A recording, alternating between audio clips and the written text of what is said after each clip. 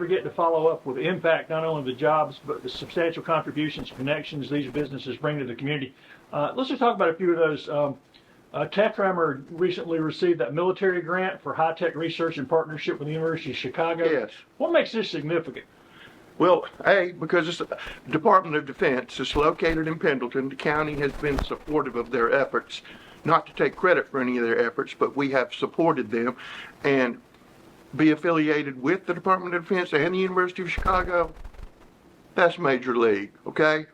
That's blue chip stuff, and we're celebrating that. That's why we're trying to make people aware of that, because that's a huge and great announcement. And it's right here in Pendleton, and it's always been there in Pendleton, literally homegrown from Clemson University professors. So we're very proud of that. And Burris Nelson was telling me they're moving so fast now they can't keep up with all the work they've got. They cannot keep up with all the work. It is a huge success story. And then you've got Mergon has also continued to expand and had a major impact regionally as well. Was this kind of pace expected when that was announced?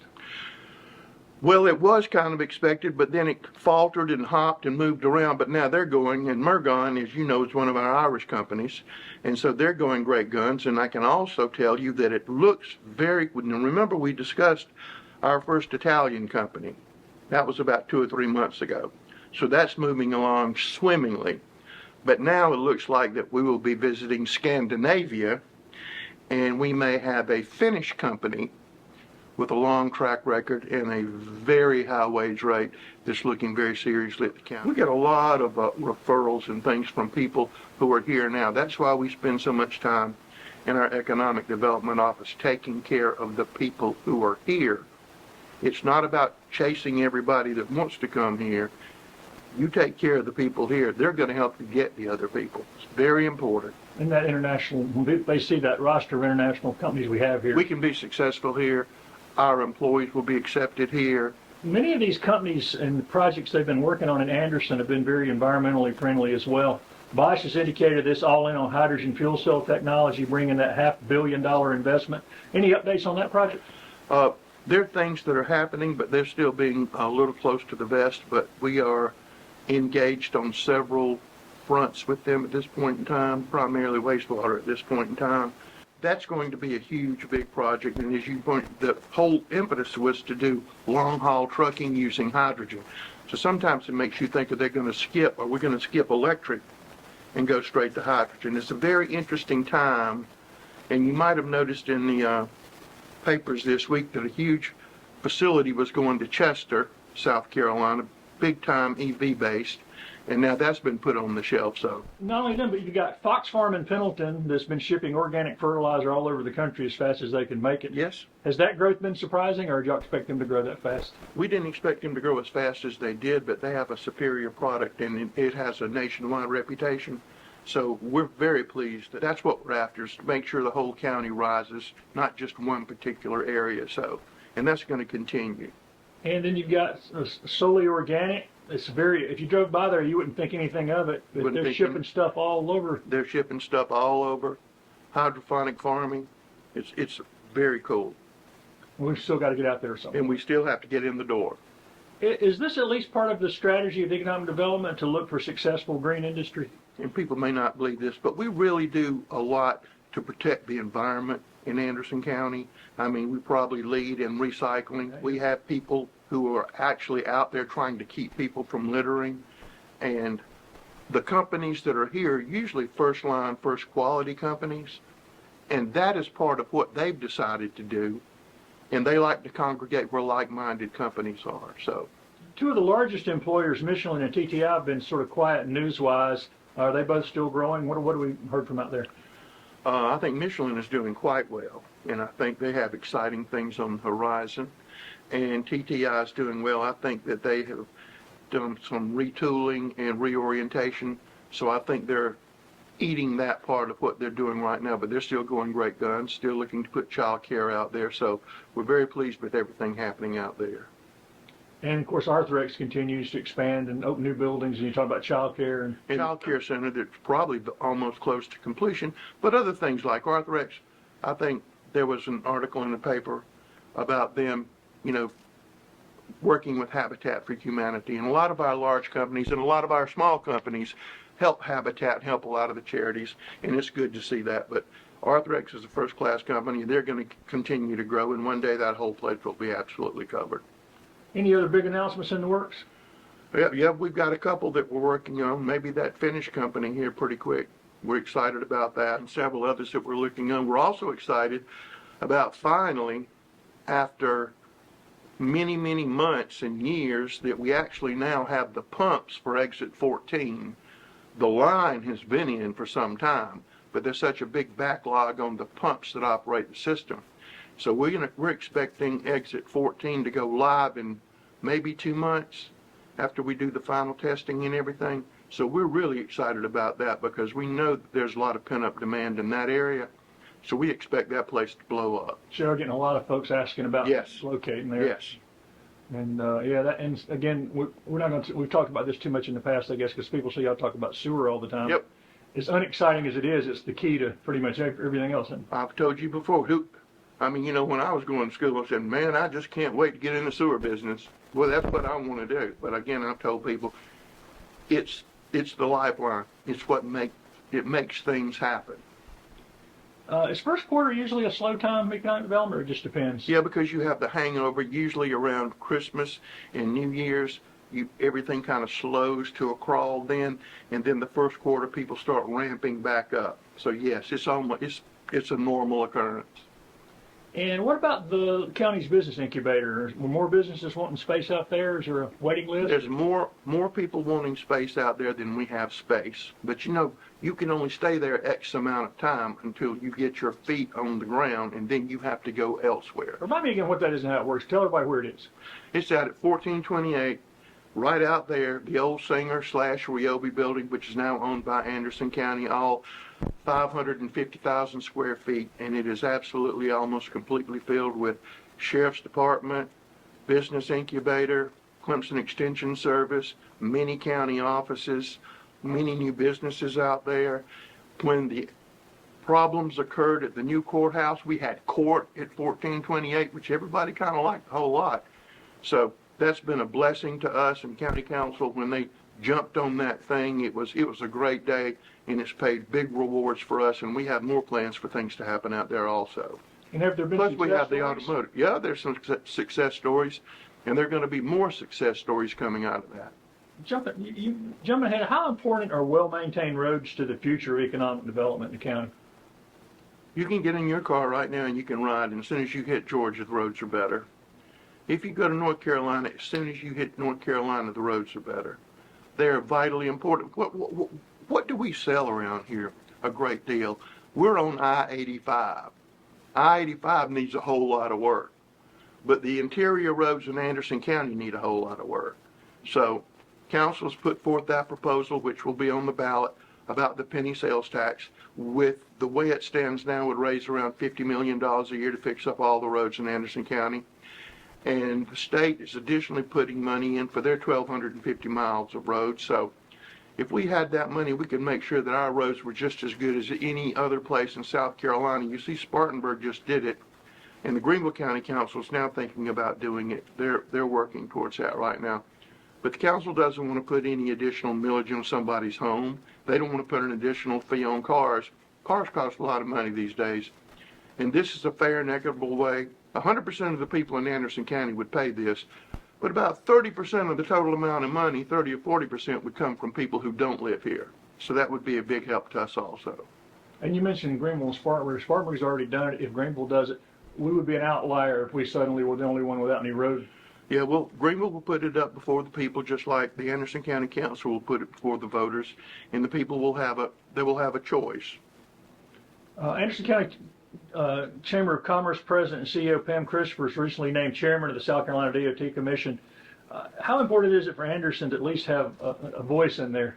It's been a while since we've had somebody as a voice on the SCDOT Commission, and it's very good, and it's also very good because it's Pam. Because Pam does a wonderful job with the Chamber of Commerce. We work with them on a regular, sometimes it seems like almost daily basis, and she has the knowledge and the wisdom and the skill to make that position help pay off for Anderson County. But she also is smart enough to know that she needs to look at the state, because we're not an island. and she has that view for the 3rd District. She's perfect. Moving back to Pendleton for a minute, after what seems like forever, the Pendleton oil mill is being demolished and that site cleaned up for future housing and retail, and Cheney Mills also moving ahead Yes. with their project. First of all, how will this help Pendleton? Well, that oil mill has been a problem forever. It almost splits the town in two. And develop that mixed use, put some housing, parks and things like that in there, and some retail space. I think it's just going to make Pendleton even better than Pendleton is right now. So it's very exciting. A lot of congratulations to the town of Pendleton and to the Pendleton Town Council, to Frank, to their city administrator, because they have been wrestling a bear. We've helped where we could, but they deserve the lion's share of the credit. We've discussed Shakola and Honeypath, which we're excited about. We know we have $1 million. We're hoping to leverage that into $3 million, which I think we are going to be successful in doing. We are also getting closer after a long period of time. Hopefully we're going to have some really good news on Equinox Mill in 4 weeks. We are hoping on that. And the project, the city county project across from the farmers market, I think now is almost fixing to blow up. So if that one, which I call the Chemtex project just because people know where Chemtex is, if that one gets going great guns and Equinox gets going great guns, all of that whole area will be developed with retail, mixed use, housing, parks, and that would be something that would be fantastic and exciting, and we're doing everything we can to make sure that we create that environment and assist where we can. But I really think in 6 months we'll be seeing some exciting things on both of those properties.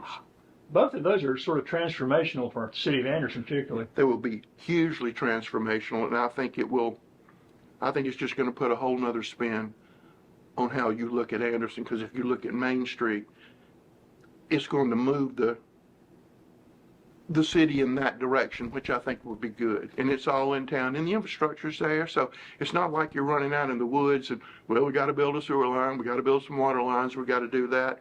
It's perfect. It's infill. That's the kind of development that you want that's economical, and anything in that area is going to be an improvement. Is tax credit for those still a speed bump in getting some of these going? On the Equinox, I think that because of the strength of that project, I feel very good that they will be awarded those credits. Do they still need to loosen that up? Yes, they do. But I think the strength of the Equinox project will help us get those tax credits. Because if not, you're going to have all of these mills just sitting here. You're just going to have it. And much more costly to allow them to go into. Absolutely. In recent years, council's been having the budget ready in May, which is not so far away now. I know council's working on the budget. What are some of the challenges for the upcoming year budget? You know, in the census, they put us at 204,000. They do updates, okay? We just got the update. And we're now, according to the United States Census Bureau, around 212. Growth, the demand for services, that's what the challenge is keeping up with. And council hasn't had a tax increase 15 years. 1 year they went up a mill, the next year they took it back down. So that's kind of like an anomaly year. But just keeping up with the number of deputies that you need, the work on the roads that you need.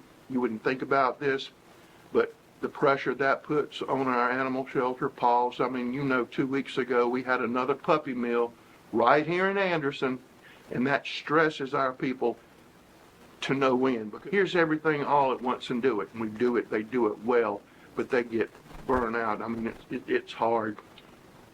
The growth brings a lot of the problems, but I think that our revenue is looking good, and we always run real lean and mean, so I think we'll be fine. I don't see any tax increase coming this year.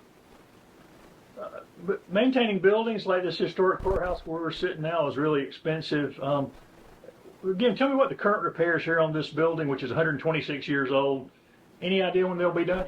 Should take 7 months. If they finish it in 7 months, I'll be amazed. But that's what the time period on the contract says. And again, it's $8.3 million.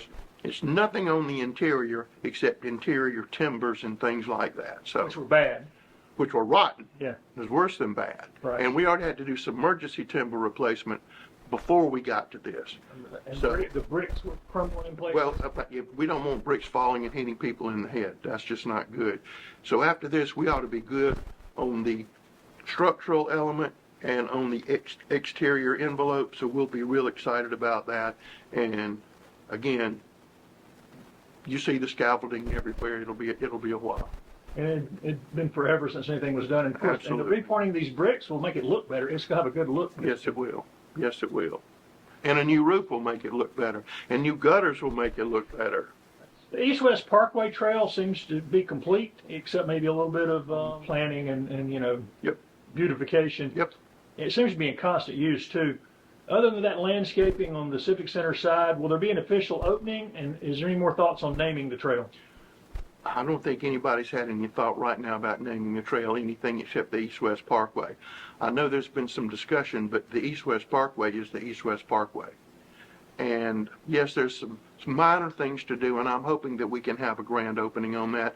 Also still remembering that we really want to run that trail all the way to Belton, and we really want to make that happen as soon as possible. I think that would just be a benefit to everybody. At the Civic Center, speaking of that, the state wrestling tournament just wrapped up. Those sports tourism events continue to be very profitable for the county, correct?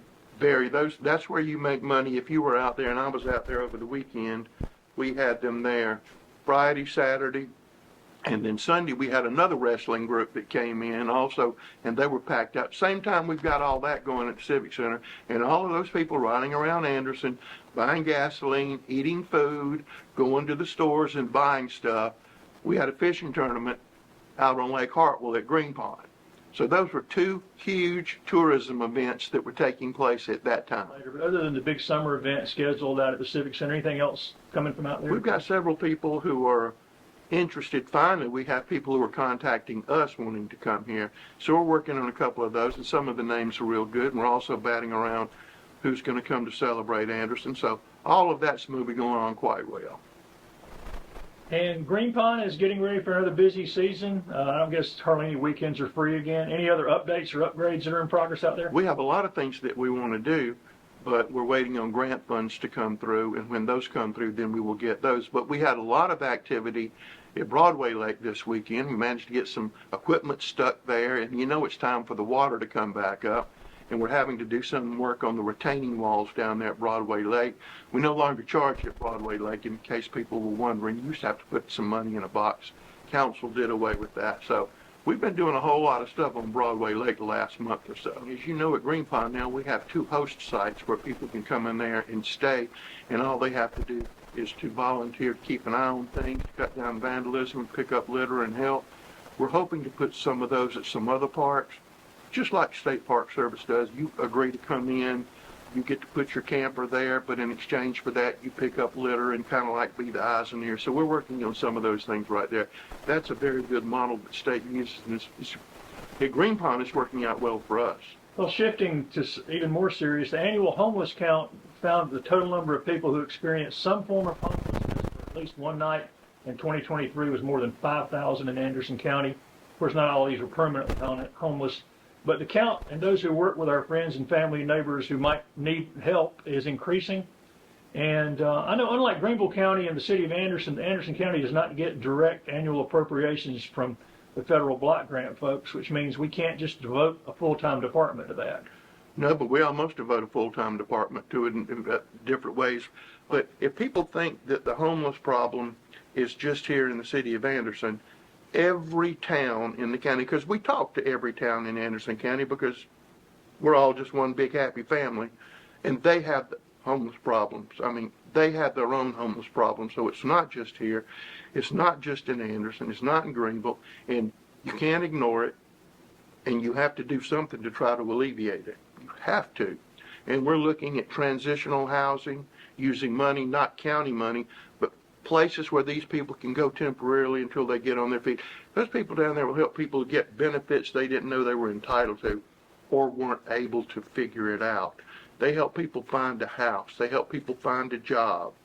Get their Social Security card, their ID card. Get their stuff. They help you reconnect people with families. I'm here. I want to go home to Pennsylvania. Here's a bus ticket. That'll take you there. And the county's made some extended efforts, especially in the Hope Missions area, to try to keep folks that do need extra help, and they are doing the things you're talking about. And they are doing the things we're talking about. They're the ones who are doing it. And you mentioned it is not just an Anderson problem, and also the word problem is certainly apropos to some degree, but it's more we've not had a real homeless problem. Maybe a nuisance to some people, but it's not really a problem in the sense that some people want to make it out to be. Well, it seems to bother some people just tremendously. And then you have a whole group of people and a lot of businessmen here in Anderson who go out of their way, you wouldn't know it, to help those people by putting money, time, and effort into doing something to help those people. You don't know when you could be there or one of your kids could be there. You don't know. I mean, they're people. They might have had a bad break. I've had a bad break. You've had a bad break. Everybody has a bad break. Some people react to it differently, but they're worthy of help. And you've mentioned before, I mean, part of the county's mission is to provide services to all citizens in as much as it can, and that includes everybody, even people who do need a break. That includes any of the 212,000 people that live in Anderson County. If we're not doing something to make their lives better, then there's really no reason to have a government, and I don't think we're a burdensome presence on people, but we try to assist people with no matter what problem they have. We assist people with problems that I don't think any other government ever helps people with, but we just do that. And wrapping up, as we sit here, we're not too far away from the opening of the Anderson County Farmers Market. Anything new planned for this year? I haven't talked with Miss Nicomito, but I'm sure she has some wonderful things going. But can you imagine where that farmers market is, and then that development at the Chemtex property in Equinox? Don't you think that might almost be in the center of town? Two things I will mention that I'm very excited about. We will be opening bids this Thursday on another phase of Kid Venture, and we will be opening bids on the playground at the Anderson Airport. So we're really curious, really worried, really excited to see what those numbers come in, because we'd really like to get those projects going. So we'll know that Thursday. Well, I know we've talked about the airport for a long time and what it's going to look like. What's the last part of Kid Venture? Is this the final stage? It will never be a final stage of Kid Venture. It will be another phase, 212,000 people. We're going to keep adding things out there because you're going to have to keep adding things out there. And you're getting things going. I mean, the cricket people, they're already starved for space, okay? And you're having people, well, we don't have a place for just pickup game of lacrosse. We need some more splash pads. Maybe we need to build another splash pad out there. It's like there's something going on all the time. And so you just have to keep adjusting to it and making it. So, but we're going to try to eat this next one Thursday and see where we come in.